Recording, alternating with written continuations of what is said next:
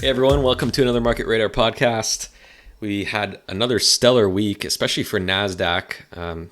The S&P is lagging behind, especially equal weight. We are seeing a few companies just kind of pulling the whole market up, and we do not short bullish trends. So the Nasdaq is bullish trend.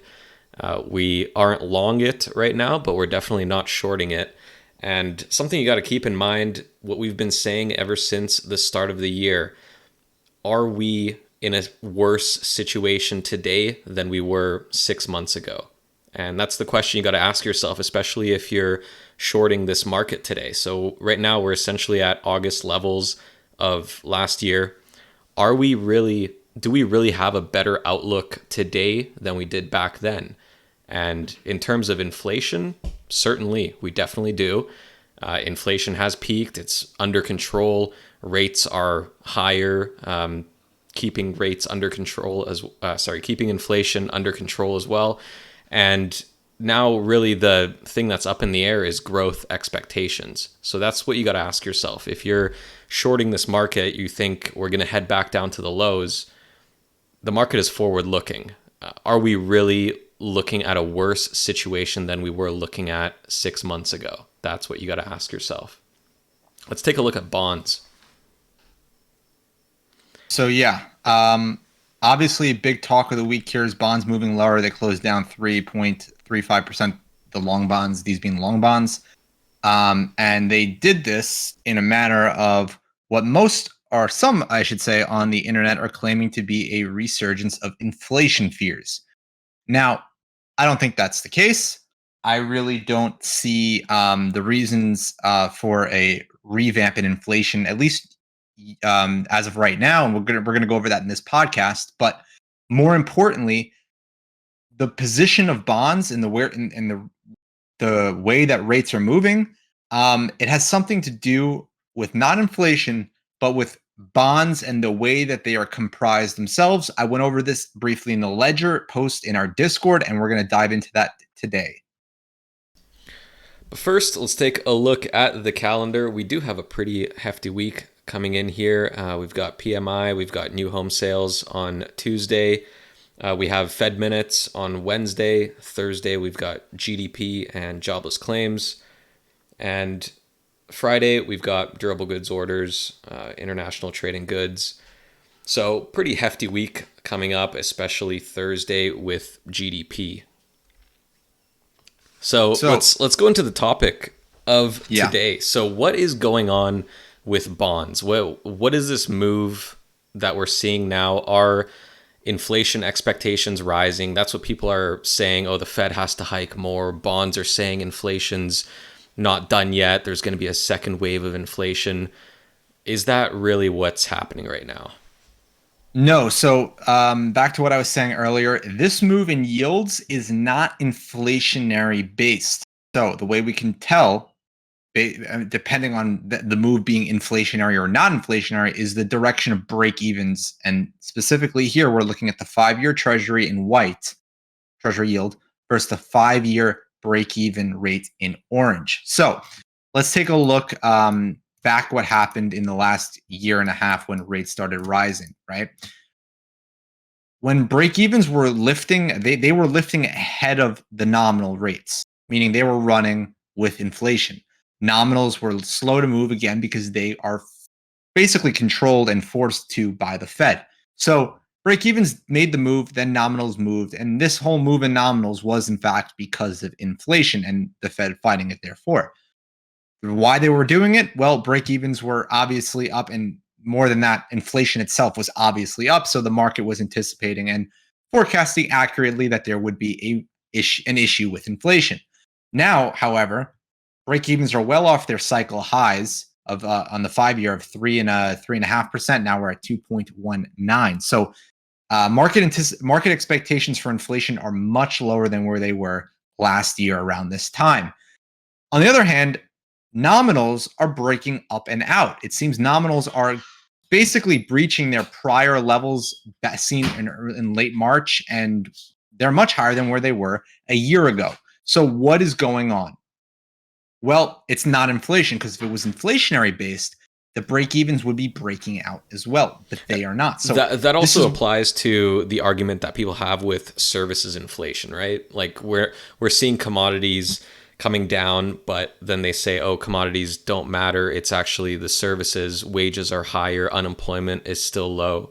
That's the kind of inflation that we're getting. That's the argument that I've seen people have. But this also applies to that, right? yes. Obviously, this is the CPI basket. It's headline. So yeah, it's some things are not calculated to that degree, but that's a good point. Let's talk about that inflationary metric for the inflation metric of if it's headline, if it's excuse me, services, if it's core, if it's any of these, the sticky index, whatever inflation metric you're using, unless it's headline, it's useless. You can argue with me all you want, say whatever you want. You're basically cherry picking aspects of inflation to measure it. So you're saying, I don't want to calculate energy. I don't want to calculate food. I just want to calculate services. Well, what good does services matter if food is getting cheaper, right? Let's just say services stay sticky, but food gets cheaper. Well, the people that are buying those services or paying for those services are having to pay for food as well, or just monitoring rents, right? Just saying, oh, rents are sticky, rents aren't breaking. Okay, well, if everything else is breaking, the consumer in the end is saving money regardless. So you can't isolate certain parts of the CPI basket and then basically print your narrative onto it, because that's like that that's not even educational. That's just straight up retarded to do something like that. Like, oh yeah, if you sit there and you claim that inflation isn't over because services remain sticky and core remains sticky, you have no idea what anything actually means because you've done no research. If you have and you did look, you would know that core lags headline, because the core measurements of inflation are the last to be hit within the economy. It's the You can call it the trickle effect. Obviously, everything's moving fast with energy and food prices, but by the time it gets to the consumer, it's delayed. So by the time headline is lower in terms of energy and food being lower, core has not yet realized that. By the time core breaks down, typically the recessionary forces of or I should say the recessionary contraction experienced by the market's already been realized. This is why our system focuses on headline CPI, not core, because core is useless in terms of accurately predicting the market cycles. But let's bring it back and wrap it into what's going on with yields. Yields are up, okay? And nominals are up across the curve. Why? The answer comes down to two things. Number one, the anticipation of further Fed hikes, meaning the economy might not be restrictive enough. Jobless claims are not up, right? Jobless claims are not up enough, but the unemployment rate is not up at all. So what is going on? Well, the Fed is looking at the scenario right now and they're saying, or at least people, remember, this is the market, the way people are perceiving the Fed. They're saying, oh, unemployment's not up enough. The Fed's going to have to continue to hike until something breaks. But the Fed's made it very clear that they may not have to be so restrictive to break the labor market, because they may not need to break the labor market to fix inflation. And we're slowly starting to see that play out. And Powell spoke today. While he spoke, we saw the odds, which were earlier this week, around 40% chance the Fed was going to hike in the June meeting. That dropped down to sub 20% after his speech. And if you know anything about the way the Fed operates, they don't release material information outside of FOMC meetings, meaning nothing was said today that was pertinent in terms of policy decision from the Fed. That would come. We would get some insight next week on the minutes based on what happened at the last meeting. But again, no decisions and no direction is really ever given outside of the FOMC meeting. It's more of just fluff talk of what happened, how they managed it, or how they would manage a simple another scenario in the future. And Powell emphasized that he'll keep his eye on the data and whatnot, and so on and so forth. But there was no definitive direction of what the Fed is likely going to do at the next meeting. We did have Fed speakers this week throughout the week, however, say some suggesting we need to hike further, some suggesting a pause was necessary. But long story short, the Fed itself does not make decisions until FOMC, and the market prices in what they believe the Fed is most likely going to do at the next meeting through the Fed funds futures. These are not interest rate futures, meaning they are not connected to the bond market. They're their own subset of futures, and they pulled back today in terms of where they expect the Fed policy to go. They pulled back in terms of additional hikes. We also saw on the back end of the curve, it slowly start to lift, meaning the anticipation of cuts are slowly getting priced out of the market as well. What's that telling you? The higher for longer scenario is most likely the case. Now, what does that mean for bonds? Why would bonds go up today if the anticipation of the Fed hiking was pulled out of the market? The answer lies in two things. Number one, if the Fed is higher for longer, that for longer policy. So I'm going to break this down because most people won't get this on the higher level. Let's bring this down so everyone understands it. I don't have to repeat myself. On a 5-year Treasury, if the Fed holds rates at 5% for 5 years, that rate on the Treasury is not going to be less than 5%. So if the Fed holds rates for 5% for 2.5 of those years, it's going to be very hard for the Fed to get under a 2.5% rate, or for you to find a 2.5% rate on that bond, because half of that time the Fed's base rate is the floor on that bond price for that duration, right? For over those 5 years, if the Fed puts the floor in at 5, well, you're really only measuring the remaining 2.5 years of what the Fed would do and what the market would price they're from. Because in terms of, if we for example, let's take a look at the 1-month Treasury, right? All right, let's go to 3-month. It's a little bit more accurate given, and that's the second stage. We'll talk about that in a second. But we're currently at 5.27. The Fed's at 500 basis points, meaning to see the 3-month go under 5% is not going to happen because the Fed is the floor. And that's why this has been going up this entire time the Fed has been hiking rates. So what does that mean? If the Fed is going to hold higher for longer, then in turn, we are going to see a higher, or I should say a more sustained nominal yield, which is pretty much what we're seeing. The other aspect to this, which not many people are paying attention to, is the debt ceiling. Well, I mean, I should say they're not factoring into the scenario of the scenario of bonds based on the debt ceiling. Everyone knows about the debt ceiling; it's all over the media. But in terms of how the bonds are reacting from it, most people think that they'll look at CDSs, which are their credit default swaps, and they'll say, "Oh, the U.S. is going to default." Now, if you follow us for long enough, you know that we are adamant believers that the U.S. government will not default on their debt. It's not something that there's always a last minute cure to these types of problems, and we almost guarantee that the government's not going to default on their debt. I would make that bet. I would basically guarantee the government doesn't default on their debt, because the government's only power is the U.S. dollar. In terms of the United States' most lethal weapon is the U.S. dollar, and if you default on your debt, you tarnish that to a very severe degree, where most people would lose a lot of trust globally for the dollar, and you would really chip away at the world reserve currency status of the dollar. So, right. So what are bonds implying in terms of the debt ceiling situation? So bonds are basically saying that there is a rising probability of a credit downgrade, right? So we've been speaking about this on Twitter, in the Ledger, and in prior podcasts. And like I said, I wholeheartedly think that the government is not going to default on their debt, but a credit downgrade, on the other hand, is a possibility. We've seen it happen before, and now typically a credit downgrade has been bearish for rates, meaning bullish for bonds. The whole problem with this credit downgrade, and the reason why it becomes bullish for bonds and bearish for rates in the end, is because this whole debacle slows the economy in the process. The Treasury is doing extraordinary measures right now to keep everything floating, so they're going to run out at some point. The TGA is going to run out, and we're going to hit the debt ceiling for real, and we're going to run the risk of actually defaulting. And all of this like extraordinary measures and all this stuff, it slows down the economy in the end.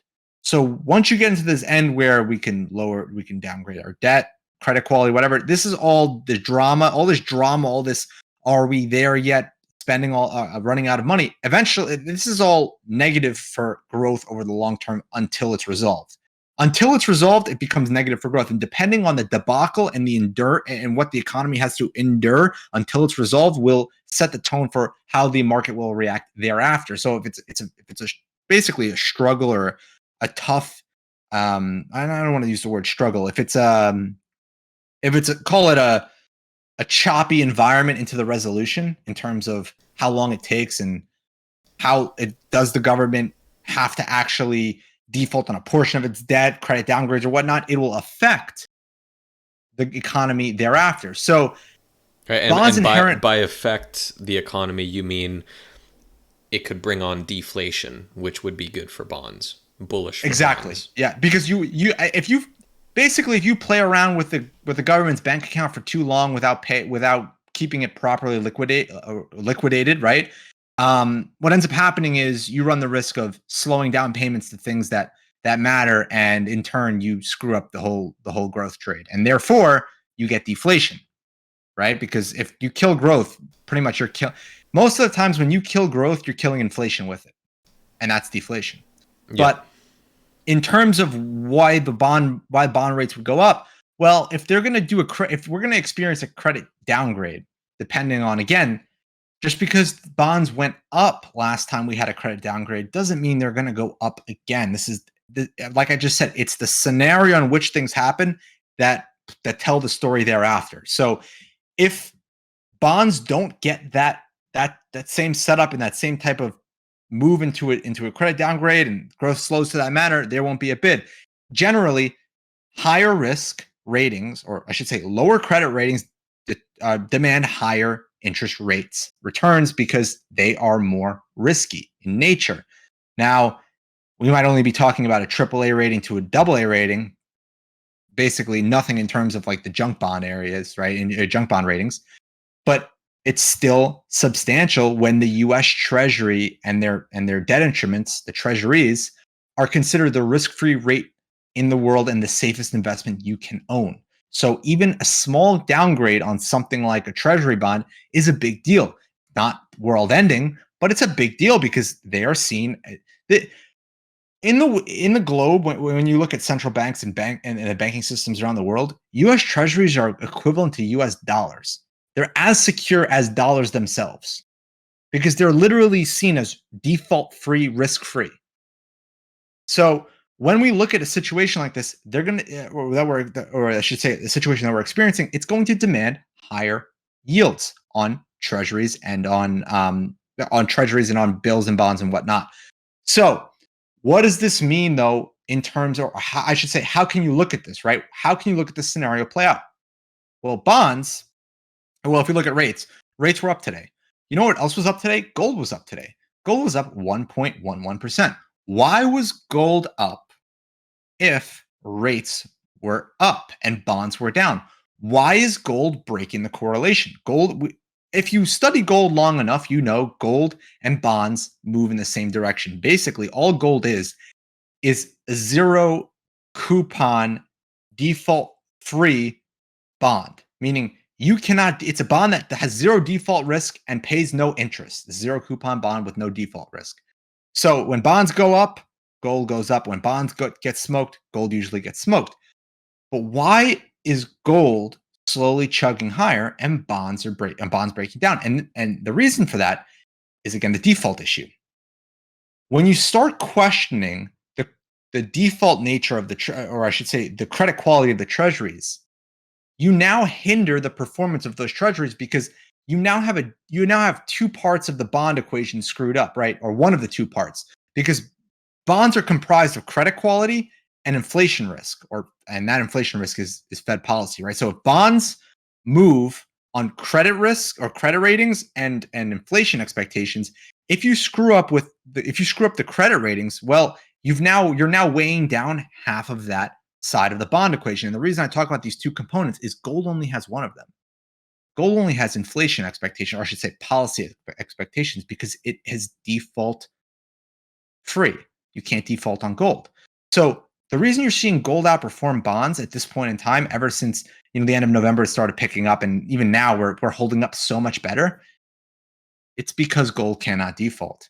So when you see all these terms of people saying, "Oh, rates are going up, the Fed is going to hike more," if the gold market if gold saw the Fed hikes as material, it would not be up. It would not be up because gold gets crushed on Fed rate hikes. Again, just like a zero coupon bond, when the Fed hikes rates, they go down a lot. Gold does too. Gold loves low Fed rates and easy money. That's when gold does the best. So when a restrictive Fed environment is not the best for gold, and that typically entails rising positive real yields. Now, you may say, okay, gold's up, bonds are down. What are real yields doing? Because we all know real yields up, gold and bonds down. Real yields down, gold and bonds up. So one of these is not working right, obviously. So what are real yields doing? And we have that chart right here. And we'll take a look at what they're doing. They are up. So real yields are moving up. Well, again, why would real yields be moving up and gold moving up as well? The answer to that is real yields have to go up because the premium that you're getting, because remember, this is the yield after inflation. So this is adjusting for inflation on a 10-year treasury. This is you can call it, you can measure this however you want. We'll call it risk premium. It's not exactly risk premium, right? But it's the premium you get for taking risk after inflation, because a regular 10-year treasury yielding 3.67%, that's assuming that you're going to have to eat some inflation along the way. So what are you actually risking outside of inflation? 1.43, for example. Well, whatever this rate may be, calculating it to a T is not necessary in terms of actually understanding real yields, but watching how they change is very important. Because as they're going up now, they're breaking out. Why would real yields break out? And this goes back to the debt default debacle.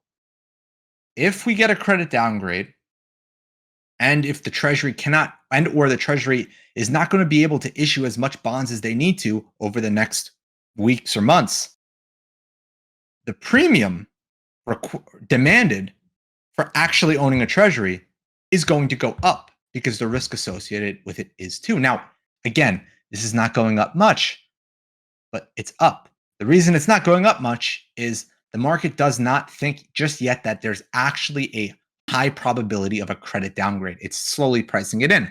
And what do I mean by slowly pricing it in? The markets are not yes or no, because then it would be easy for us to make a lot of money whenever we saw a yes actually being a no, or a no being a yes. Let's just talk about Fed rate hikes. Is the Fed going to hike, yes or no? That's easy. Easy to bet yes, and it comes out no. And if you get it right, oh, that's a big win, right? But when you look at markets, they price things in probabilities, and those probabilities are always changing. What I mean by that is, let's look at the Fed funds futures curve going into the end of the year. We all know the Fed is most likely not going to hike rates from here, but they're going to now the market's going to now start anticipating cuts. Meaning, why would the Fed have to cut rates throughout the end of the year? Well, the only reason they'd have to cut is a recession. But there likely isn't going to be a deep enough recession in the next 5 months that's going to require the Fed to cut rates, given where unemployment is and jobless claims. They would have to really explode out of thin air. So why is the market pricing in cuts? Because it's almost saying you have to price in the most probable scenario is that we know the Fed's going to cut. We know the Fed's going to hold rates, but now the odds of the Fed having to cut rates are growing because they have no other option in terms of an economic slowdown, right? Like, let's just say the economy does slow down, they're going to have to cut, so the market's going to get ahead of that curve and take some reward for that bet off the table, meaning basically price out your if you were to bet that the Fed is going to cut rates by the end of the year, the market's taking away some of that reward by slowly pricing in the Fed's going to cut rates, even though they probably will not, based on what we know today. And the market only knows what we know today. So the market's, I think, a little edgy here in thinking the Fed's going to cut rates, but it has no other choice, because if the Fed's not going to hike rates, well, the odds of the Fed not doing anything to rates for a prolonged period of time are low. So the market's going to just start assuming the Fed's going to cut rates. And that's where we get our opinion when we say the Fed is the back end of the Fed funds curve is most likely going to get lifted into the end of the year. But I think that's where we'll wrap it up today, guys. Thank you so much for listening. I hope you had a great weekend, and we'll catch you next week.